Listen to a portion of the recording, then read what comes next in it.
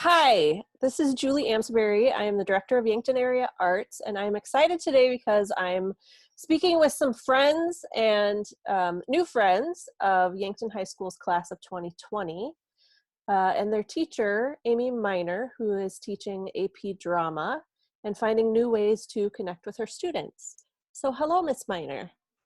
Hello. Would you like to introduce your class to me? Sure. I'm Amy Miner. I'm a teacher at Yankton High School, and these students are currently taking the drama section of AP Literature and Composition. Why don't we introduce yourselves one at a time? Hi, I'm Jaden Boomsma. Hi, I'm Erin Knight. Hi, I'm Kelsey Falk. Hi, I'm Mary Fanta. Hi, I'm Billy Joe Deha. Hi, I'm Kylie Brees. Hi, I'm Sam Vanaslo. Hi, I'm Elise Hyman. Hi, I'm Carissa Salvatore. Hi, I'm Kylie Rowe. Hi, I'm Lily Dannenbring. And we are missing one person. Madison Schroeder is not present. We're going to put her words into our presentation, but she's just not physically present with us today. So, welcome everyone. I'm glad that you were able to jump on this morning. Ms. Miner, can you tell me a little bit about this project and assignment that you have for the kids?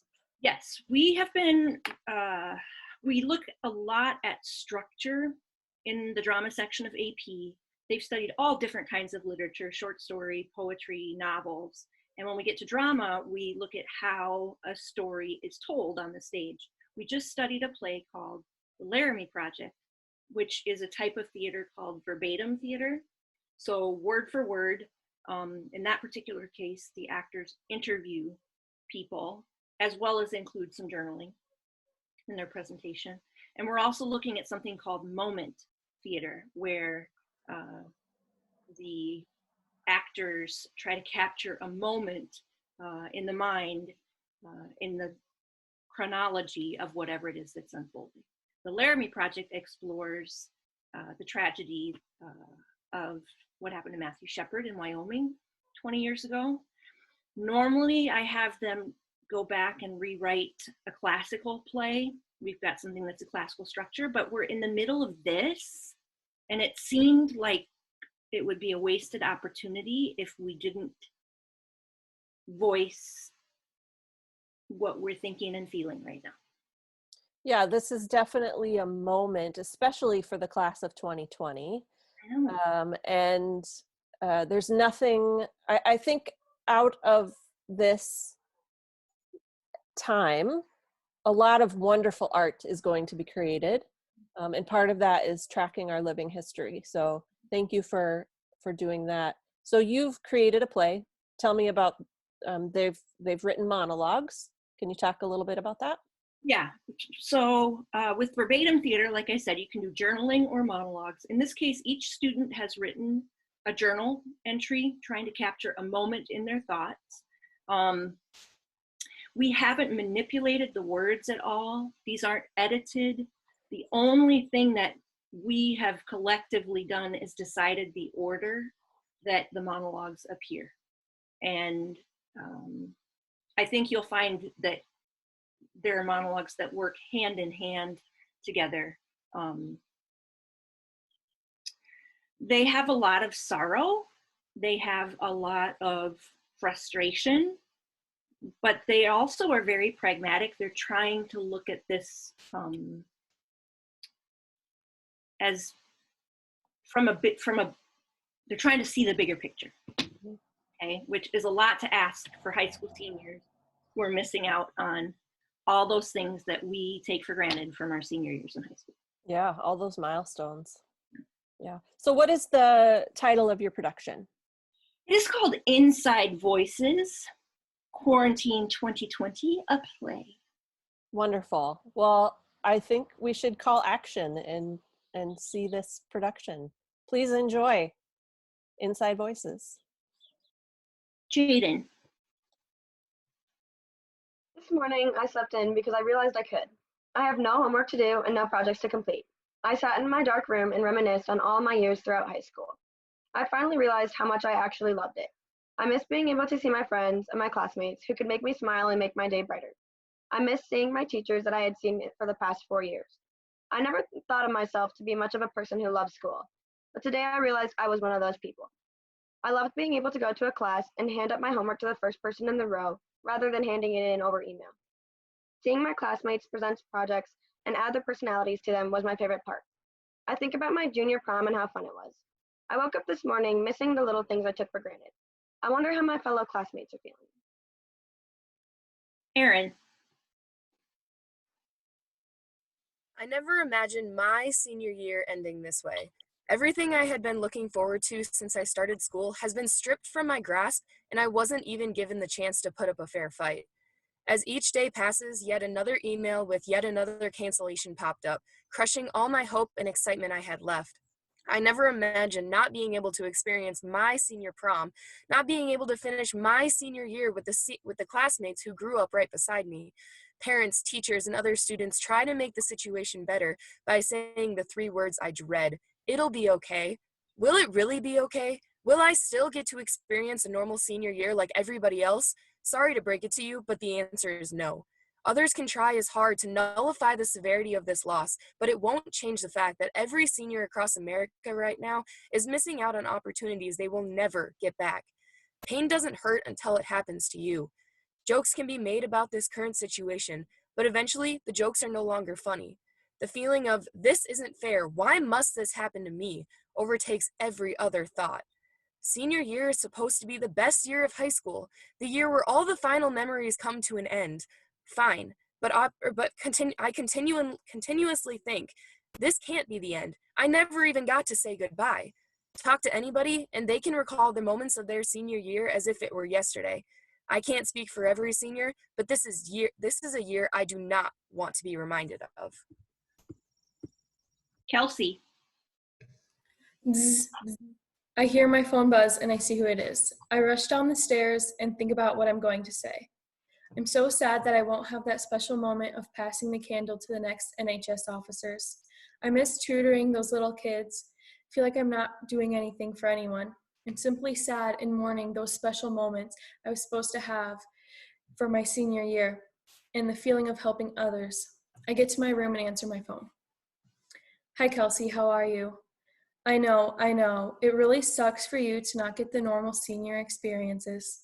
I know it's hard for you right now, but just take it day by day. The uncertainty has to be bothering you too. Just take each day one at a time. It's all you can do. I'm sure you miss those kids so much and they miss you too. In a time like this, it really is hard to feel helpful. Maybe donating blood is something you can look into if it doesn't provoke too much anxiety. I can reach out to Cody, the girl in charge of the Boys and Girls Club, and see if there's anything you can do for her. I can tell this is hard to sit at home, but take it one day at a time. Other than that, how are you doing? That's great. Okay, I'll call you next week. Keep taking it one day at a time. Mary.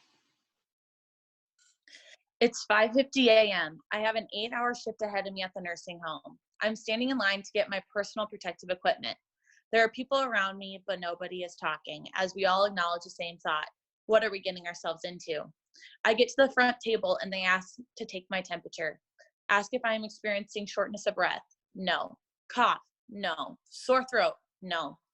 They hand me a face shield, then let me choose my mask. I pick an orange one that complements my hair. Putting on the mask and shield causes my hair to fly in unflattering different directions. As I am walking into the area I work, I realize the difficulty it is to breathe with the mask on. When I breathe through my mouth, the perspiration fogs up my shield. Coronavirus, you have stripped away my prom, my graduation, my last memories of senior year, and now my ability to breathe. Billy. Since I've been in quarantine and I have been stuck in the house, I have been going on drives around town. As I drive around, I realize how empty our town has become. When I drive downtown from my house, I pass maybe 2 cars all the way there. I see a few people walking, but not many because of the chilly weather. It is crazy to think that I could drive across town and only see a handful of cars. It's so weird not having any traffic on roads, especially on Broadway. I see the school zones that I used to drive through every day on my way to school as I observe the lack of children playing on the playgrounds. Even in the midday, the streets are empty. It's sad to see the empty parking lots for all the businesses. It's so weird seeing how something that usually is full of cars is completely bare. It's weird to see our little town empty, but everyone's streets are empty. I realize that Yankton isn't the only one who is shut down. Seeing all the photos on the internet of huge cities like New York and Los Angeles completely bare is devastating. I recognize how much the world has slowed down and how it has impacted many people in various ways. I never thought in my lifetime I would see the day where everything would be so quiet. It is great to see that everybody is doing what's best for each other, but it's also hard to see our town so scarce. As I drive around and I take in all the emptiness and the lack of life, I only hope I will never have to see something like this again in my lifetime. Kylie. I can breathe. I always knew I could, and I thought I was, but now I'm actually breathing. I'm focused on inhaling and exhaling. Everything in life is so fast-paced and chaotic. Now, as I am forced to sit and observe each day for itself, I can feel my inhale and exhale. My body relaxes as I'm forced to wait. I can see others breathing. Some breathe fast and worry about the days ahead. Some breathe slow and ponder about the things they could be doing. As my breaths become slow and steady, I see the world from a different viewpoint. I'm not worried about the upcoming weeks, but I'm not dwelling it with the past. As things continue to be pushed back and canceled, I just keep breathing. I see the world minute by minute now, inhaling and exhaling until it becomes alive again. Sam. I sit in silence now almost every day. The only person who hears my thoughts is me. And the longer it goes on, the further into myself I retreat. Eventually, it's as if I'm no longer a part of the world, just a spectator looking through the windows of some unfamiliar house. My mind travels deeper and deeper within itself as I try to grasp onto a memory, or anything really to think about. But then I think about how I might not see some friends ever again, and about the experiences I'm forced to neglect. Quickly, I try to flee those thoughts and think of the excitement of the future, but they linger in the foundation of my skull and throb and pound like a dying heart. Just as I begin to forget where I am, I feel a sharp pain on my hand and look down and see a tiny friend pulling me back to reality as if she knows what's going on. Suddenly, the silence vanishes and I hear a slight jingle of a name tag on the collar breaking the soundless air. I smile and hope that I can keep myself busy and my thoughts erratic to avoid the eerie tranquility that sometimes pours over me. Elise. Awake in my room to silence. Silence is all there is now. In the first 15 seconds of when I open my eyes, I think it's a new normal day. But then I remember that the silence is only there because no one else is. I am alone within myself. No hope, no anticipation for the day, nothing to look forward to. Silence can be beautiful, but this silence brings tragedy within each new day. This silence kills, not allowing the noise to be free just yet. Silence blurs into static, which keeps me stuck within my own thoughts. I have known silence since I was little, but this silence is backwards compared to when I was free of coronavirus thoughts. Silence finds me at night, not allowing me to sleep or become rested. I am experiencing silence constantly now. I am the silence is me, but sometime we will become separate. Until that time, I will endure the silence with each passing moment. Carissa. All I ever do is watch TV, staring blankly at a screen as time goes by, over and over again. Tiger King, Money Heist, All American, The Office, repeat. One show to the next, eating pretzels, chips, popcorn, then dinner. Sleeping, napping, then doing homework. Lit, calc, gov. Occasionally there is jibber jabber spoken to me telling me to clean my room, do the laundry, do something. Nothing ever gets done. Kylie. The world seems to be utterly quiet. Sometimes it is hard to tell if this silence is peaceful or frightening. You eventually get so used to spending the days alone that you almost forget what it was like going to school or hanging out with your friends. Everything is empty. You go to the store and there's hardly anyone there anymore, and even if there was, you aren't allowed to approach them more than that, 6 feet. It is interesting to realize just how much a human needs others to survive. Now I sit at home looking at my computer or watching shows on my phone, and pretty soon it becomes my normal. Before this, I seem to always be with other people. The longer this goes on, the easier it becomes to be alone. When you lose that responsibility, it is like you are almost losing touch with reality. You tend to forget the date or what day of the week it is. I do believe the human brain needs activity and that socialization with others to grow. Sometimes I wonder what this world is going to become if this quarantine goes on for much longer. The real question is, can we ever go back to the way it was before? This is Minor. I hear the birds now, first thing every morning. I suppose they've always been there chattering away, but I didn't have time to stop and listen to them. I like to eavesdrop and imagine their conversations. There's always one who sounds high-pitched and urgent, like she's got to get the kids out of bed and ready for school, and they just aren't cooperating. I always hear the steady coo of doves, almost like a metronome, sleepy, soft, not quite ready to face the chill of the morning just yet. Someone sounds the alarm when the sun peeks over the horizon, and they all chitter and chatter excitedly about whatever promises the day might hold. I wonder if they think their song helps lift the sun into the sky? More often than not, there's a single discordant voice, staccato in rhythm, inconsistent. He's a wise old fellow who reminds them all to beware the Cooper's hawk. Hush, friends, he'll be overhead any minute, and we all know he'll be hungry. Stay small, stay small.